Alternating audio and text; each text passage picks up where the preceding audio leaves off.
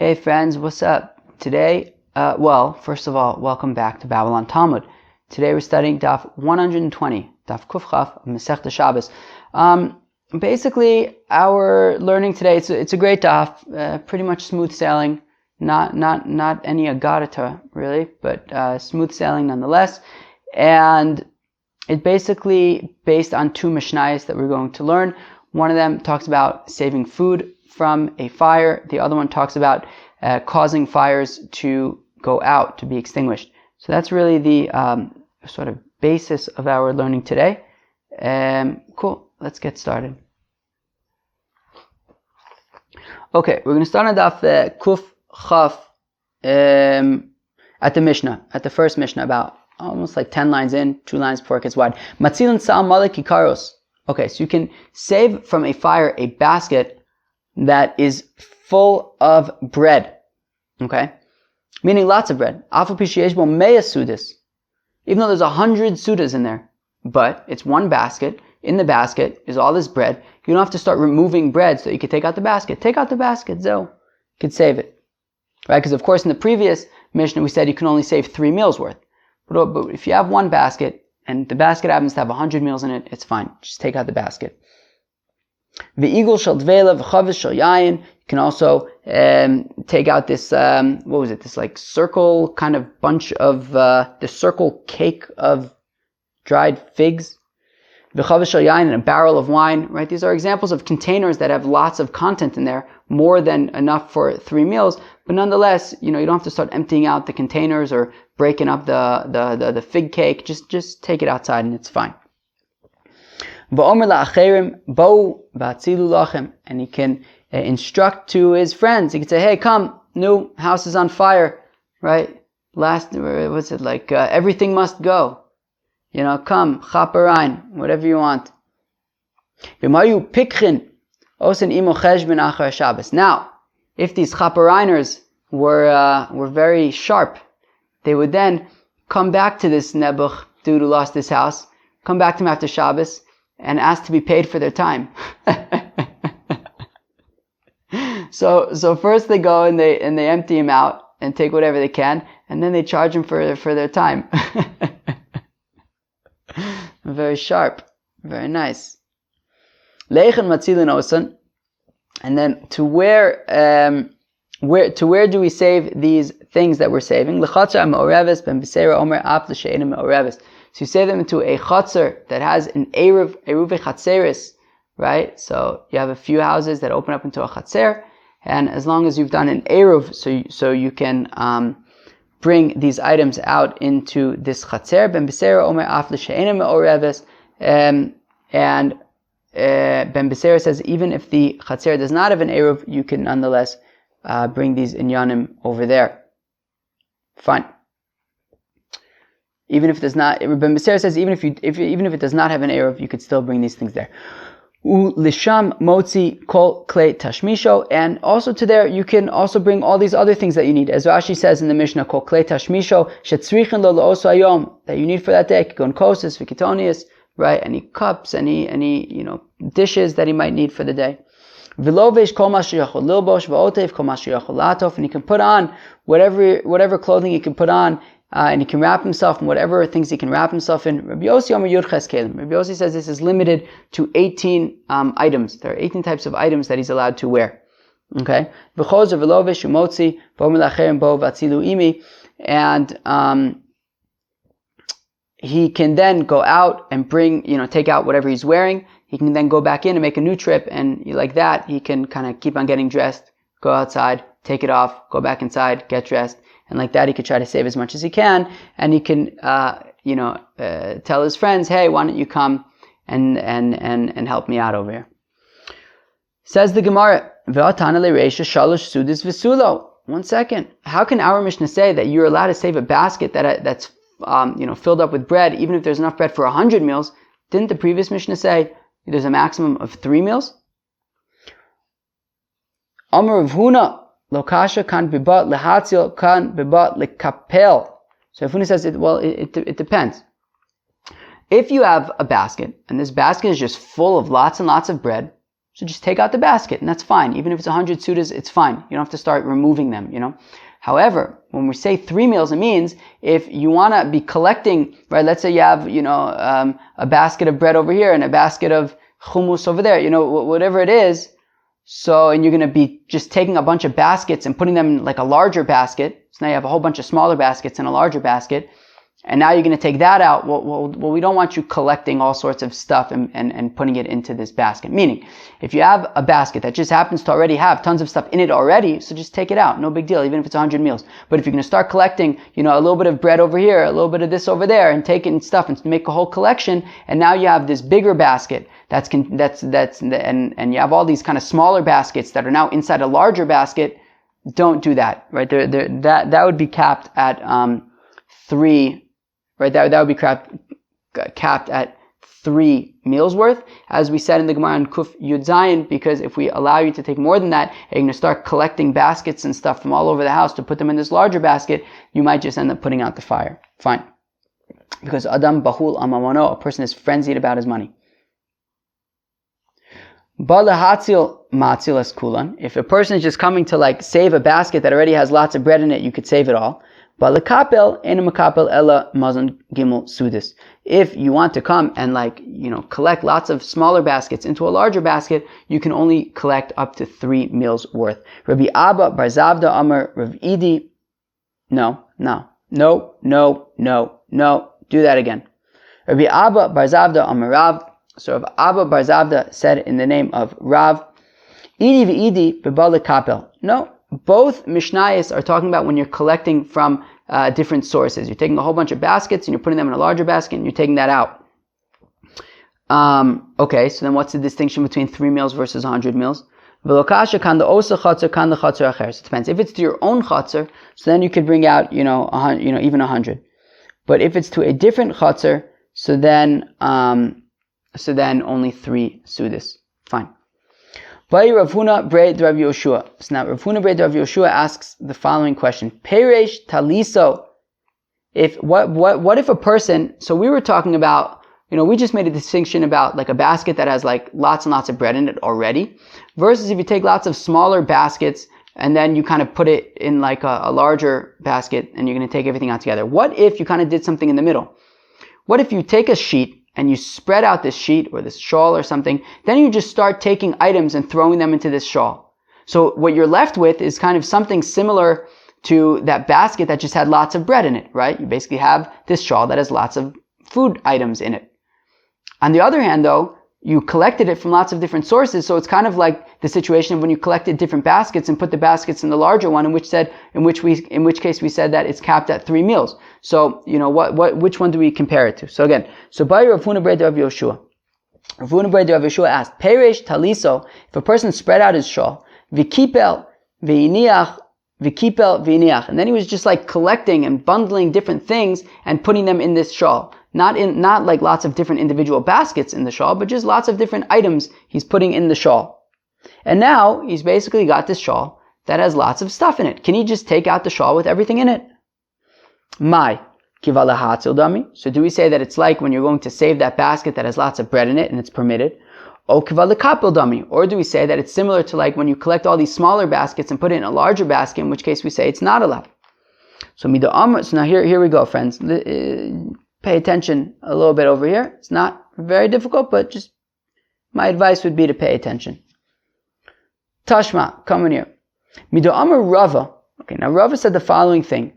Atei Rav Shezvi li Rav Chizda, that Rav Shezvi sort of made a mistake and said to Rav Chizda, Vidarash, and he expounded, Uvilvad shelo yavi klishu machzik yoser migimel sudis. Shma mina kivalahatzil dami v'shapir dami. If you remember, on daf, I think it was on daf Kuf Yud Zayin Amud Beis. Yeah. So we talked about if a barrel full of wine breaks on your roof, okay, and the wine is now dripping down off of the roof. So we said that you're allowed to take a vessel and put it in your courtyard. And that and all the drops of wine will collect in that vessel, right? We said that, right? Yes, we did. Okay, fine. So now, that is kind of similar to this, right? Meaning, you have a vessel, okay? You're trying to save food. You're basically trying to save food, right? And you have a vessel, you have a kli, and you have all these drops. You're basically collecting lots of different drops into this vessel. So that's kind of similar to over here, where you're trying to save lots of different foods into this blanket. So whatever we say over there, we can basically compare to here. You guys got that? Right? Over there, you're collecting all these different drops into a kli. And over here, you're collecting all these different food items into a kli, so you can then save them. So now, we say over there that Rav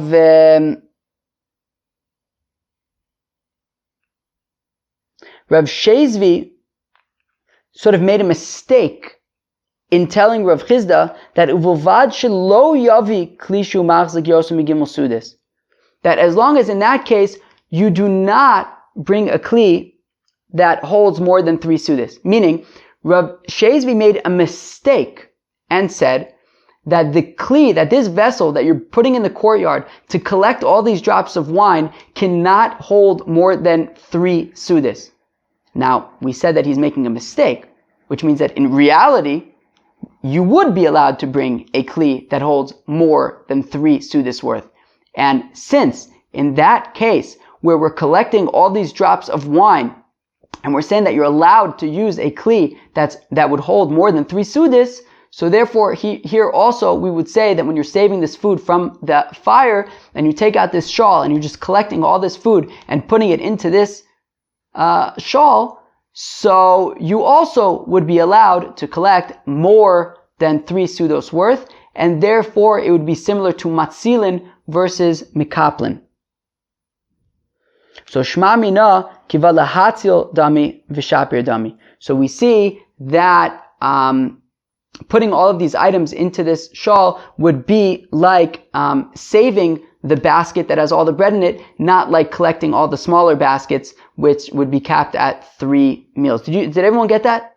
Did everyone get that? It was a little confusing because it's based on the incorrect thing that Rav Zvid said. But the point at the end of the day is that since we say that when the wine is dripping off the roof into this vessel in the courtyard, you're allowed to use a kli that will contain more than 3 meals worth, right? And you're collecting wine into this kli. So here also, when you're collecting food into this blanket or into this shawl, you would be allowed to collect also more than 3 meals worth. Amar le Rav Nachman bar Yitzchak l'Rava my ta'usa. So now, Rav Nachman bar Yitzchak asked Rava, what was the mistake, right? Meaning we said that Rav Shezvi made a mistake in explaining to Rav Chizda that the kli in the courtyard would only be able to hold up to 3 meals when collecting the wine. But we said that was a mistake. Why was it a mistake? Amar le, so Rava said to Rav Nachman bar Yitzchak, Dikatane, because we had said over there in that brisa, I believe it was in a brisa or maybe it was a Mishnah, a brisa. So because we had said over there, Uvilvad shelo yavi kli acher v'yiklot kli acher v'yitzare. Right? We said that you're allowed to put a kli in the courtyard as long as you do not bring another kli, an additional kli, and collect the drops that are like in midair, or put it right next to the roof to collect the drops, immediately when they're coming off the roof. Kli acher hu delo. You're not allowed to bring an additional kli. Aval be'ahu mana kama d'ba imatzil. But in that kli that you have in the courtyard, however much you want to save, you can save. And therefore, once again, since in that courtyard, when you're saving the drops of wine, the kli that you're saving the drops of wine into can be as large as you would like. So here also, this shawl that you're putting things into can be as large as you would like, even if it's more than 3 meals worth. Okay, great. V'igul shel dvela chulei. So now moving on. So the Mishnah had said something very interesting, right? Which is that he can invite his friends to go take food from the fire. And then it says if the friends are smart, they'll come back after Shabbos and ask to be paid for their efforts. So now, the Gemara says, Cheshbin, mai avidte me'efkera kazachu. What do you mean they're going to come back to this person who unfortunately just lost his house and demand that they get paid for their time.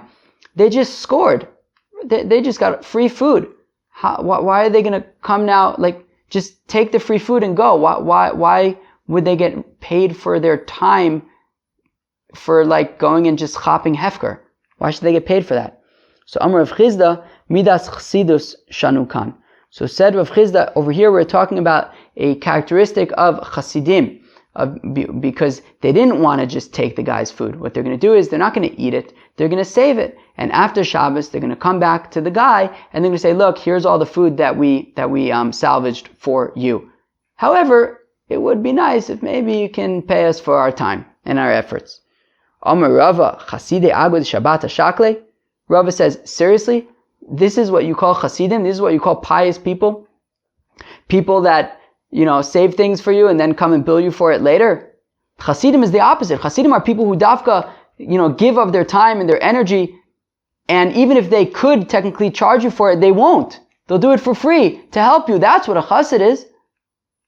What, they're going to come now and say, like, give us our money for our work that we did for you on Shabbos when your house was burning down? That's not a very chassidish thing to do. That's not a very righteous, pious thing to do. Ella Amar Rava, rather Rava said, Hacha b'yirei shamayim askinan. Here, we're talking about yirei shamayim, meaning nothing out of the ordinary, just very sort of just straight people.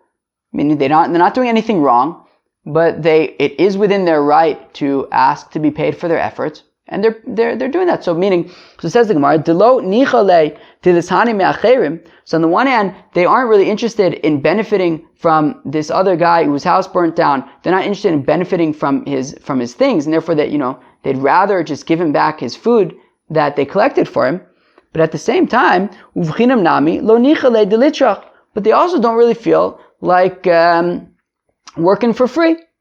And this is what it's saying. If they were smart,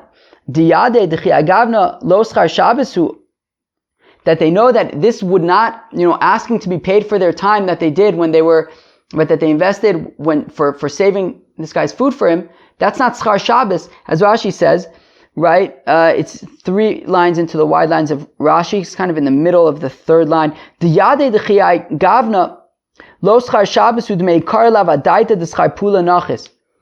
wouldn't be schar Shabbos. It wouldn't be considered getting paid for work that they did on Shabbos because they didn't come into this contractually from the beginning.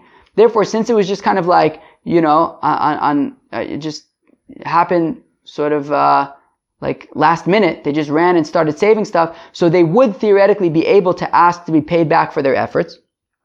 So osen imo cheshbon la'achar Shabbos, so they're allowed to make a cheshbon and with this guy and ask to be paid for their time. Now, if they were midas chasidus, would be just to give the guy back his food and wish him well. After all, he just lost everything he owns.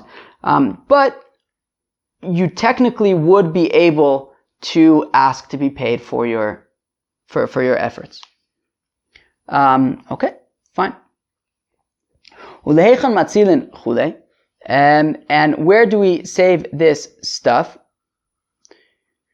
So fine. So the Mishnah had said 2 different things. When it came to saving food, so it says that the guy whose house is burning down, he could tell his friends, "Bo vatzilu lachem," go and save for yourselves. And when it came to saving clothing, he says, "Bo vatzilu imi," save with me. Right? And when it came to food, he's instructing that they save for themselves. Yet when it comes to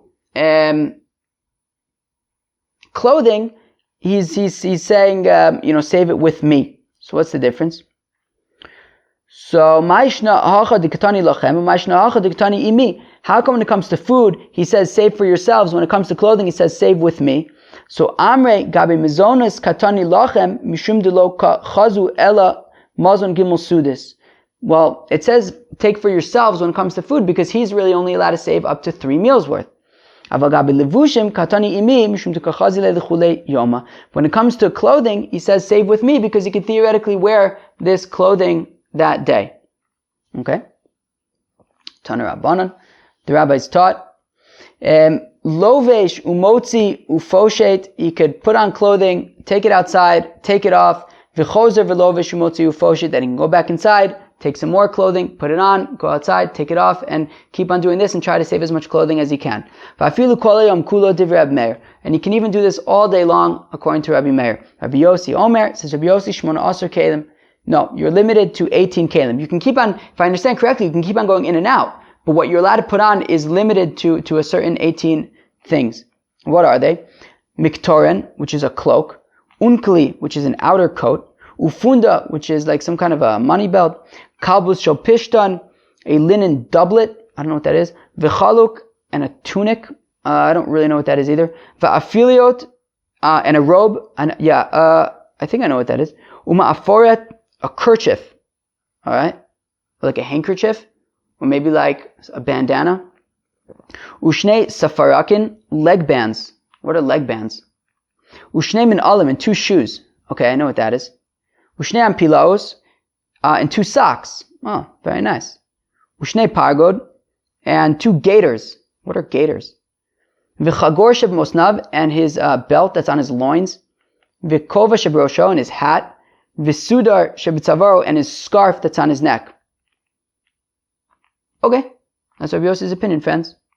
Alrighty, new Mishnah. Reb Shimon ben Nanis Omer, says Reb Shimon ben Nanis. Porson or shel gedi al gabe shida teva umigdal. Shachos ben asaor mipnei shu mecharich. Okay, so if you have a shida teva umigdal, what is that? Don't worry, I wrote them down. A carriage, a trunk, or a closet. These are things that are made out of wood. So if fire catches on these wooden items, so what you can do is, you want to prevent the fire from spreading and consuming the entire item. So you can take a hide of goat and you can cover this, carriage, trunk, or closet, and hopefully that will prevent the fire from spreading. Okay, because what will happen is the hide is moist, and it'll just kind of singe the hide, but kind of keep it back. Keep the fire back. Okay. And what you can do is also you can kind of surround the fire with all sorts of vessels, bein milein, bein rekanin, whether these vessels are empty or whether they're filled with water, so that the fire does not spread. Rabbi Yossi oser b'chlei cheres chadashim milein mayim. However, Rabbi Yossi says you would not be allowed to use pottery vessels that are filled with water, because these earthenware vessels that are filled with water will not be able to sustain the heat of the fire, and they'll break, and all the water will spill out and will extinguish the fire. So the Tanna Kama seems to say, do that. Good idea. That's like a great way to put out the fire. It's a gram kibui. You're causing the fire to go out. You're not pouring water on the fire. You're just putting vessels there. The fire will burn the vessels, break them, and put itself out essentially. And Rabbi Yossi says, come on, you're not allowed to do that because it's causing the fire to be extinguished. That's gram kibui. It's causing extinguishing. And we're going to be getting into this sugya of gram kibui just now. Amar Rav Yehuda Amar Rav.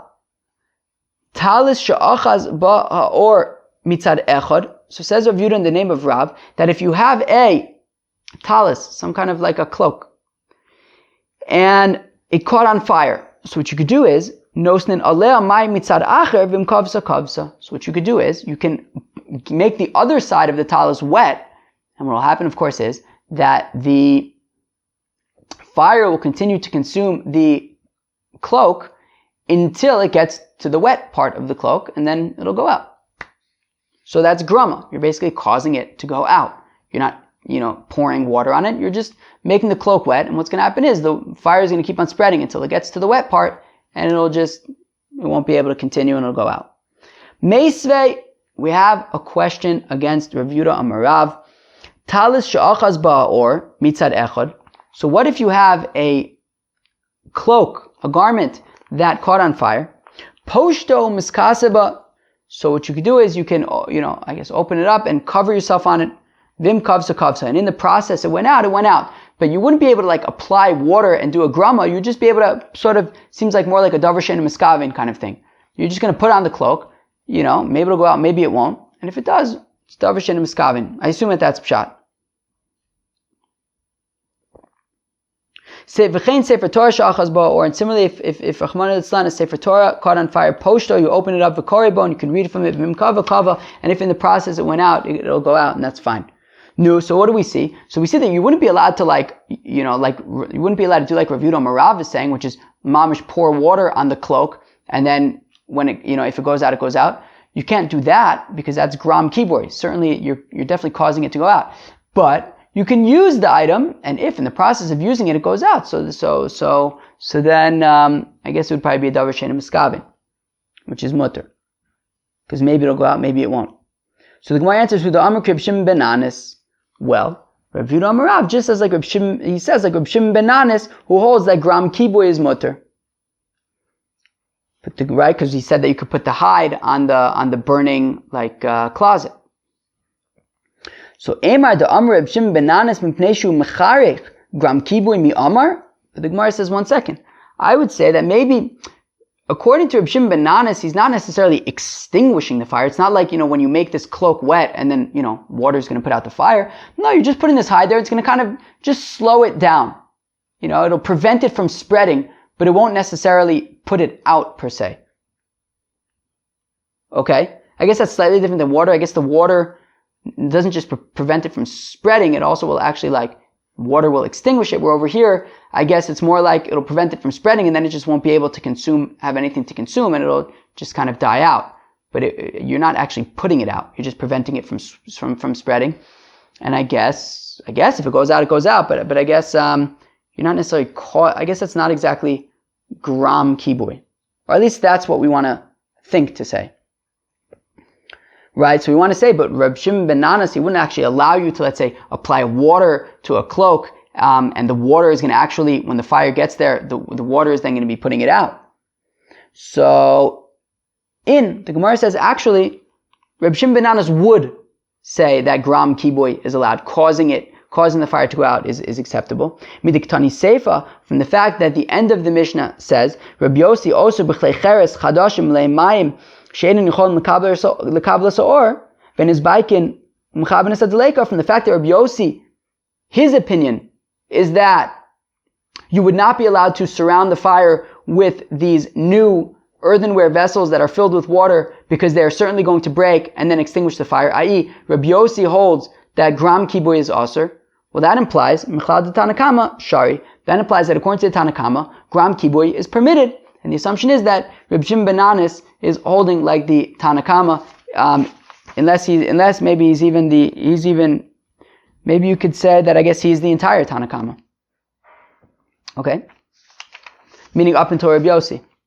Fine, so we're saying that according to Reb Shimon ben Anis, gram kibui would be permitted, and therefore when Rav Yehuda Marav says that you're allowed to apply water to this cloak, and then when the fire gets there, it'll go out, i.e. gram kibui, causing extinguishing, so that would be permitted, and that is like Reb Shimon ben Anis in the Mishnah. Tana Rabbanan, the rabbis taught, Ner shel gabe tavla. What happens if you have a candle? Remember, friends, these candles are like the candles that we were talking about way back when.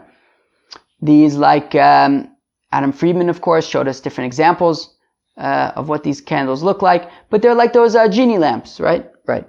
So, ner shal gabe tavla. So if you have these candles that are on top of a board, minaris a tavla vinofeles. So you could shake the board, okay, and the candle will fall off the board, okay. Vim kavza kavza. If it goes out, it goes out, okay. Okay. Sounds like, I guess it's like a davar she'ein miskavin thing, I guess. Maybe it'll go out, maybe it won't. If it goes out, it goes out. Amr Dver Reb Yanai, they said by the Bismedrash of Reb Yanai, Lo shanu ela b'shocheach. That is only if you had forgotten the lamp on the table. Then you could shake it. Aval b'maniach. If you had deliberately put the lamp on the table, well then, nice is basis adavar ha'asur. Then the table becomes a base for something that is forbidden, right? For the lamp, which is asur to work with on Shabbos. So the board, if you deliberately put the lamp on the board, well then everything's gonna be muksa. You won't be able to shake the board because it's muksa. However, if you forgot the candle on the candle/lamp on the board, well then you would be allowed to shake the board and the candle will fall off, and then if it goes out, it goes out. Tana, we learn in a brayso, ner she'achori adeles, if you have a candle behind a door, okay, poseach v'noal kedarko, you would be allowed to open and close the door. V'im kavsa kavsa, and if by opening the door and closing the door the candle goes out, it goes out. No big deal. Light Allah Rav. However, Rav would curse anybody who would do this. Anybody who would open up a door, have a candle behind a door, then if you open it, it would go out. According to Rav, you should be cursed. My time alayit ala Rav. Why is Rav getting so dramatic over here? Why is he cursing anybody who has a candle behind his door, and if he opens it, it might go out?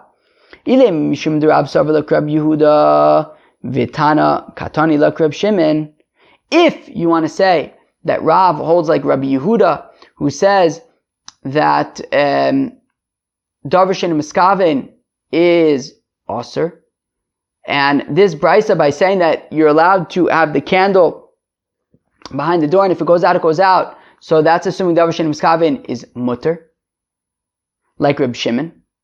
So Mishum de Rav Sarvala Krab Yehuda called the Tani Krab Shimon Milet Layitle. So just because Rav holds like Rabbi Yehuda, and therefore anybody who holds like Reb Shimon, he has to curse?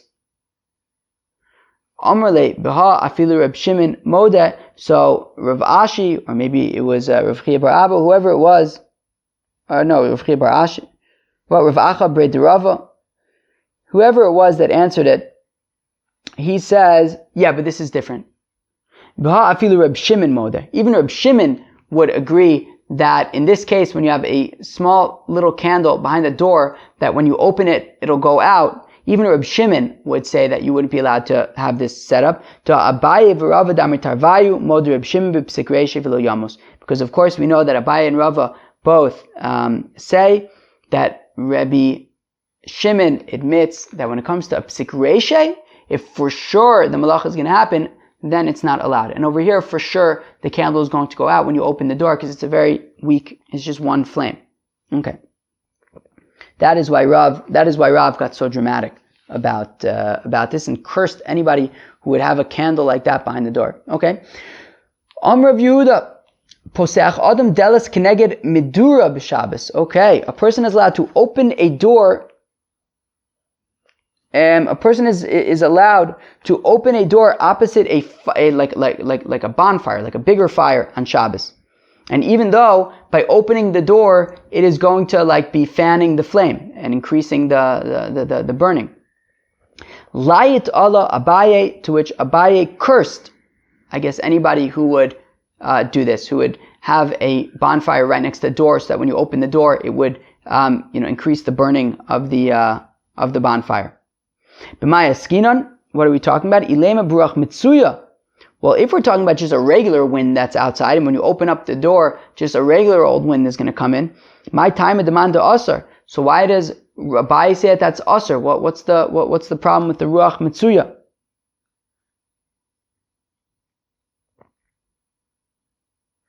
Says Rashi, my time of demand to asr. It's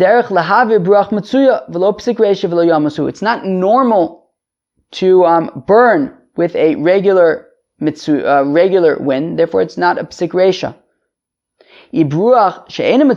And if it is a sort of particularly strong wind, well then my time demand shari. Well then how come Rav Yehuda would say it's permitted? Because if it's you would normally use a strong wind in order to increase the kindling of the burning of the bonfire. So the olam buruch mitsuya, really it is talking about a regular wind. Ma'asava gazinon, ma'asava lo gazinon. Rav Yehuda says it's fine. You can open the door. We're not going to make a gzera because of a ruach she'ena mitsuya. Whereas Abaye was quite passionate in holding that you wouldn't be able to open the door, and he would even curse anybody who would have a bonfire right by the door. Because we make a gzera by ruach mitsuya, because ruach she'ena mitsuya would be a problem. Osin mechitza chule. Okay, so we had talked about making surrounding a fire with these different vessels. So Tanna Kama says, surround them with whatever vessels you want. According to Rabbi Yossi, however, you would not be able to surround the fire with new earthenware vessels that are filled with water, because they will certainly break and extinguish the fire. So we see that the Tanna Kama holds that gram kibui, causing extinguishing, is permitted. Rabbi Yossi says gram kibui is not permitted. Lememra d'Rabbanan Save gram kibui mutter, Rabbi Yossi Savar gram kibui aser. So is this to say that according to the rabbis, according to the Tanna Kama, gram kibui is mutter, causing extinguishing is permitted? Rabbi Yossi Savar gram kibui aser, whereas Rabbi Yossi holds that causing something to be extinguished is forbidden. But we have a brisa in which we learn the opposite. Okay, what's that brisa? Titanias, we learn in the brisa, Osin mechitza bechelim reikanin uvimlein she'ein darkan lishtaber. You're allowed to surround the fire with vessels that are empty, as well as with vessels that have water in them, she'ein darkan lishtaber, as long as they will not generally break. Okay? Ve'elu mlein she'ein darkan lishtaber klematechos. And what's an example of kalim that do not normally break, that wouldn't normally break? Metal kalim. Okay, b'seder. So we have the Tanna Kama in this brisa that we just quoted. And the Tanna Kama here is saying that the only vessels that you would be allowed to surround the fire with that have water in them would be vessels that would not break. So it sounds like the Tanna Kama is concerned about gram kibui and saying that it's forbidden. Now what does Rabbi Yossi say?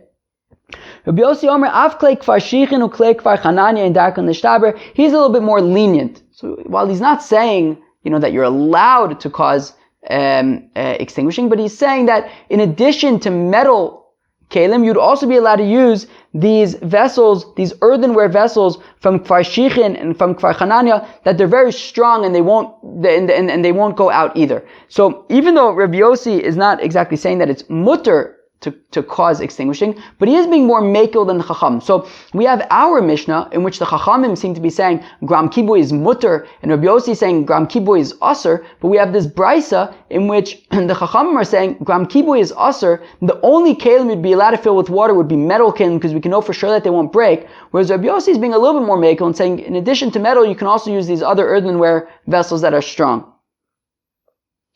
Okay, fine. Okay, well, so maybe say this. So maybe just flip around the Mishnah and say that Rabbi Yossi is the author of our Mishnah who says, or is the Tana in our Mishnah who says that gram kibui is mutter, and it's the Chachamim who say that gram kibui is aser. And then what you could say is what's going on in this brisa that we just quoted is, as we saw, that the Chachamim say gram kibui is aser. The only vessel with water that you're allowed to have would be metal, because it definitely won't break. And what Rabbi Yossi is coming to say is that he's not agreeing that gram kibui is aser, because after all, we're saying that he would be the one in our Mishnah who says gram kibui is mutter. But what he's saying to the Chachamim is that, hey Chachamim, even according to you, that you say that gram kibui is aser, but you shouldn't just limit these vessels to metal vessels. You have to admit at least that these vessels from kfar chananya and from kfar shichin are also very sturdy and won't break.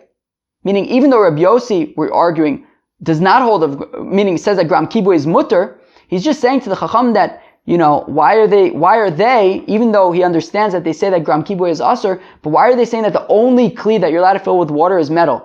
You can also use these kfar shichin and kfar chananya, no?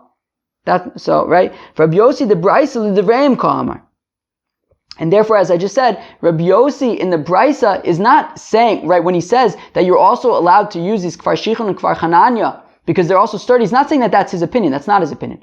His opinion is that gram kibui is mutter. What he's suggesting is l'divreim, right? He's saying that according to them, that they hold gram kibui is aser, you should also be nonetheless allowed to use these kalim from kfar shichin and kfar chananya because they're very strong. Umimatis ibchasla. Can you really do this? Can you really flip around our Mishnah and say that Rabbi Yossi says that gram kibui is aser? No. Sorry. Can you flip around our Mishnah and say that Rabbi Yossi says that gram kibui is mutter? No way. Ve'amar Rabba bar Tachlifa mishmei derav mantana gram kibui aser Rabbi Yossi. Because nonetheless, Rabba bar Tachlifa says in the name of Rab that who is the Tana who says that gram kibui is aser? Rabbi Yossi. Okay, so don't flip around the Mishnah to say that Rabbi Yossi says gram kibui is mutter, the Chacham say gram kibui is aser. No way. Rabbi Yossi says that gram kibui is aser. Okay, so what do we do with this brisa, which sounds like the Chacham are saying gram kibui is aser? Do not switch around our Mishnah. Uvraisa kula Rabbi Yossi. And that brisa that's talking about these kalim and saying that gram kibui is aser, and maybe you can only use metal kalim with water in it. Maybe you can use from Kfar Shichem and Kfar Chananya. It's all Rabbi Yossi. Kula Rabbi Yossi. The entire brisa is Rabbi Yossi v'chasuri mechso v'alchi katane. The brisa, however, is missing a few words, and this is how you have to learn the brisa. Osin mechitza b'chelim reikanin. You're allowed to surround a fire with empty kalim, okay? Uvimleim, and with kalim that are filled, however, she'ein darkan le'ishtaber. You have to make sure that these kalim that are filled with water do not normally break. Because if they break, then the water will come out and extinguish the fire. That's gram kibui, it's not allowed. Ve'elu ein, kalim she'ein darkan le'ishtaber. And these are the vessels that do not normally break that you'd be allowed to surround the fire with. Klei matechos. Metal kalim. Uchlek Kfar Shichem, uchlek Kfar Chananya, nami ein darkan le'ishtaber. And then the brisa continues, and these vessels, these earthenware vessels from Kfar Shichem and Kfar Chananya, they also don't normally break. Rabbi Yossi Omer, because Rabbi Yossi says, Af klei Kfar Shichem uchlek Kfar Chananya ein darkan le'ishtaber. Because Rabbi Yossi says that even the kalim of Kfar Shichem and Kfar Chananya also do not normally break. So that brisa is entirely Rabbi Yossi, and that's why the brisa is saying that gram kibui is aser. And it's saying that according to Rabbi Yossi, you would, however, be allowed to use metal kalim that have water in them, or these kalim kfar shichem and kfar chananya that have water in them, because they do not break. Now says the Gemara, Virami d'Rabbanan ad Rabbanan, Virami d'Rabbi Yossi ad Rabbi Yossi. Now, we are about to uncover I forget the word I'm looking for, but an inconsistency, I think is the word I'm looking for. We're now going to uncover an inconsistency between the words of the Chachamim and the words of Rabbi Yossi, because apparently there's another place where the Chachamim and Rabbi Yossi seem to be having opposite opinions. Let's see. The Tanya, as we learn in the Brisa Aresha, Yashem Kasuv Lo Absaros. Let's say a person has the name of God written on his flesh. Harei Zeh Lo Yirchotz. Well, he can't wash it off. V'lo Yisoch. He can't anoint it with oil. V'lo Yamod B'makom Atinofes. He can't stand in like a place where it would be inappropriate to have the name of God. Nizdam Lo Tvila Shel Mitzvah. What if he needs to go to the mikveh? What does he do if he needs to go to the mikveh? He's got to go to the mikveh. He's got to immerse himself in water, but he's got the Shem Hashem written on his skin. So, right, and we're concerned that if he goes into the mikveh, maybe the Shem Hashem will be erased, and we don't want that. So, korech alei agemi v'yored v'tovo. So what he does is, he just wraps around it some kind of a reed, and then he can go to the mikveh. Okay, fine. Okay, I'm sure you guys all have questions about chatzitza. Don't worry. We'll get there, friends. Rabbi Yossi Omer Olam Yored V'Tovo Kedarko V'Vad Shlo Yishav Shev. Rabbi Yossi says, no, he can just go to the mikveh regularly. He just go to the mikveh regularly. As long as he doesn't rub the Shem Hashem, he can go to the mikveh regularly. And if the water then erases the name of God, it's a grama. It's permitted. So what do we see, friends? We see here that we have a brisa that's dealing with erasing, a person who had God's name written on his arm, let's say, and he's going to the mikveh, and the question is, this is complicated, because on the one hand he has to go to the mikveh, on the other hand, by going to the mikveh, it's going to cause the water to potentially erase God's name. So he's not erasing it, as Rabbi Yossi said, he wouldn't be able to, rub it off with his hands. That's for sure not allowed. But just to go into the mikveh, and then the water kind of erasing it, which is more of a grama, causing it to be erased. So in this case, the Chachamim are saying, no, not allowed. You have to cover it up with some kind of a reed, seemingly to prevent it from being erased, because they would say that, causing it to be erased, a grama, would be a problem. Where Rabbi Yossi seems to be saying, no, as long as you don't rub it out with your hands, just go into the mikveh, it's fine. If it gets erased, it gets erased. apparently grama would be permitted. So the Gemara says, right, and of course this is the opposite of what we've been learning, which is that when it comes to extinguishing a fire, the Chachamim are saying, grama, no problem, it's fine. Gram kibui is okay. And Rabbi Yossi is saying, what do you mean? You can't use new earthenware vessels that are filled with water because they'll break and put it out, so gram kibui is asur. Yeah, when it comes to erasing the name of God, the Chachamim seem to be concerned about grama and Rabbi Yossi is not. No, what's pshat? So the Gemara answers, shiny awesome. So first the Gemara answers for Rabbi Yossi. He says it's different when it comes to erasing the name of God. The Amar Kra, because the pasuk says, "V'ibadatem es shmam min hamakom ahu," that it says that you have to destroy the names of Avodah Zarah from Eretz Yisrael. Lo saisun kein laHashem Elokeichem, but do not do this to God's name. Do not do this to God. Do not erase. Do not destroy God's name. Right? It said, but it says lo ta'asun. Do not do it. Asiya uda asur grama shari. Do not actively erase God's name. A grama though, causing it to go be erased, that you're not erasing it yourself, but let's say you're going to the mikveh and then it gets erased on its own, that would be acceptable. And that's why Rabbi Yossi says that you would be allowed to go to the mikveh even with the name of God written on your arm, because as long as you aren't actively erasing God's name, grama would be permitted. The Gemara says, Yachi, hachanami ksiv lo saisiko malacha. But Rabbi Yossi, what does it say when it comes to malacha on Shabbos? Do not lo ta'aseh kol malacha. Do not do any malacha. So let's make the same drasha. Asiya hu da'asur grama shari. That you wouldn't be allowed to do malacha, but grama would be allowed. And therefore, as long as I don't extinguish it actively, Rabbi Yossi, shouldn't I be allowed to just put a kli there, and if it breaks, it breaks? So the Gemara answers, mitoch she'adam ba'olam mamono isharis le'asi l'chabuye. So Rabbi Yossi answers, I don't have a problem with grama on Shabbos. I don't have a problem. You're right. It says, lo saisa kol malacha, don't do any malacha. Grama's mutter, you're right. So then how come I say that you shouldn't surround the fire with vessels filled with water? I'm not concerned about grama.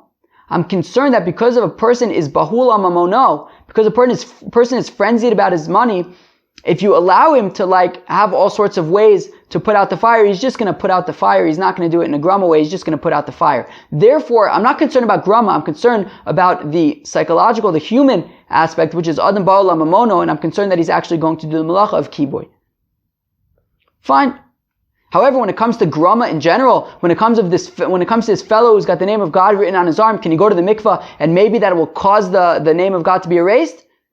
That's fine. It's a grama. Fine. So we explained to Rabbi Yossi. What about the rabbis? When it comes to Shabbos, they seem to not have a problem with grama. When it comes to erasing God's name, they do have a problem with grama, and they say you have to cover God's name with a reed so that it doesn't get erased. If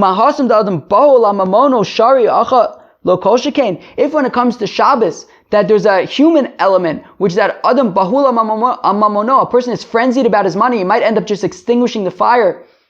And there they say, we're not concerned about grama. Well, over here, what would be the reason for them to be concerned about grama, to be concerned about God's name being erased, through a grama, that they have to say you have to cover it with God's name? So the Gemara says, V'tizbra, says, wait, do you really think that when the Chachamim are saying to cover God's name, it's because they're concerned about grama? You got it wrong, buddy. Hi gemi, heichi dami. What's the deal with this reed that you're applying to God's name? Idi mahadek, if it's super tight, so as to prevent God's name from getting erased, well, kahavi chatzitza. Well, then it would be a chatzitza. You're not allowed to go to the mikveh with a chatzitza. Ilo mahadek, and if it's not on tight, well then aili beimaya. Well then water is going to get in it, and it's going to erase God's name, and it will be a grama anyway. So what's the deal with this reed? Now chatzitza, the Gemara says, wait, 1 second. Chatzitza, tepukle mishum dio. The Gemara says, wait a second, 1 second. Why are we concerned that the reed is going to be a chatzitza? Let me ask you a better question.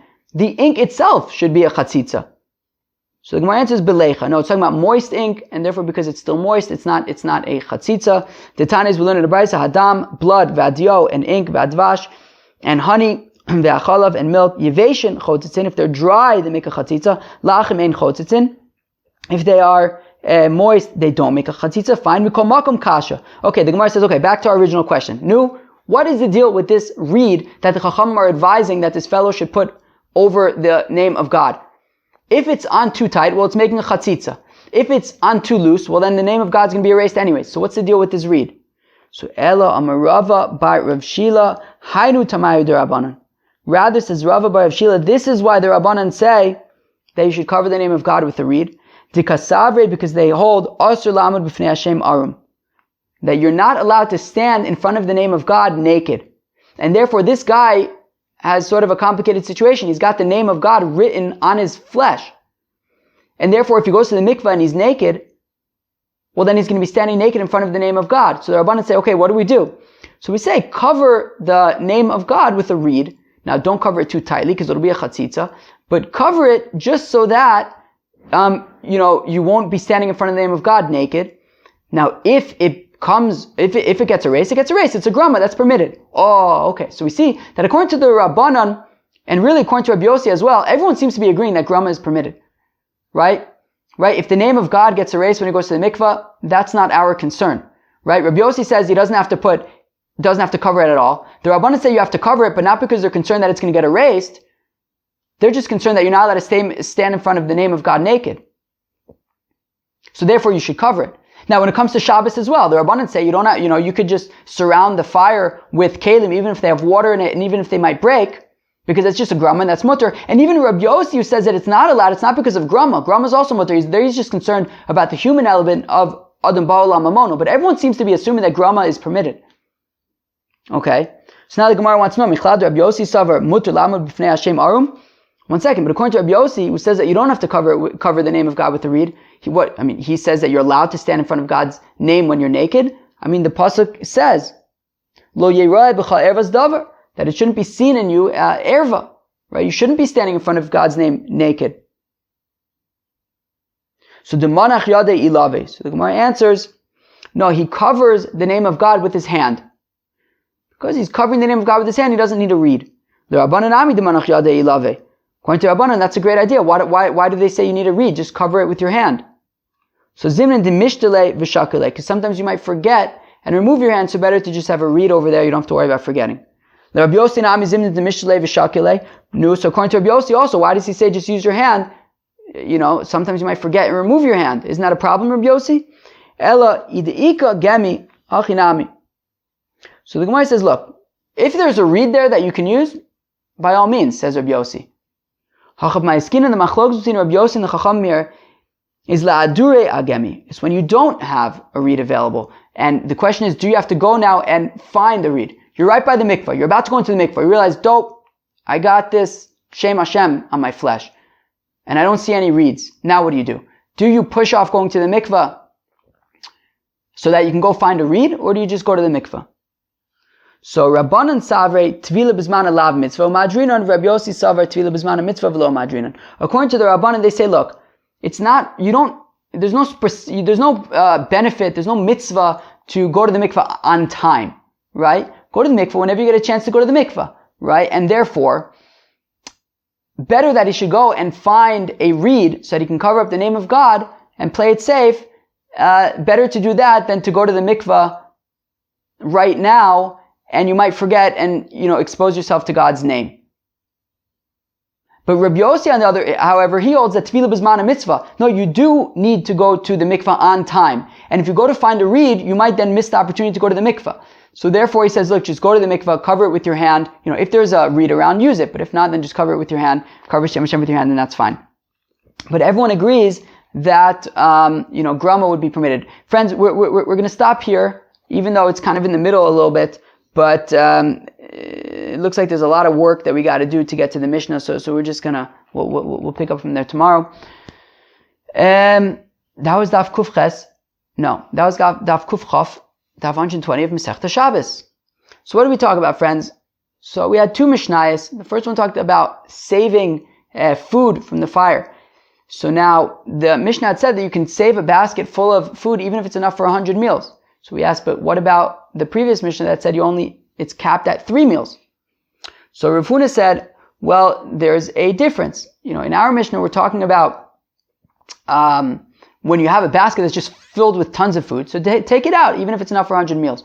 When we said in the previous Mishnah that it's capped at 3 meals, it's when you're collecting a bunch of smaller baskets into a larger basket, then it's capped at 3 meals. Rabbi Abba Bar Zavda said in the name of Rav that no, both Mishnahs are talking about when you're collecting a whole bunch of baskets, but the nafkamina is if you're taking it into your chatzer or a different chatzer. Okay?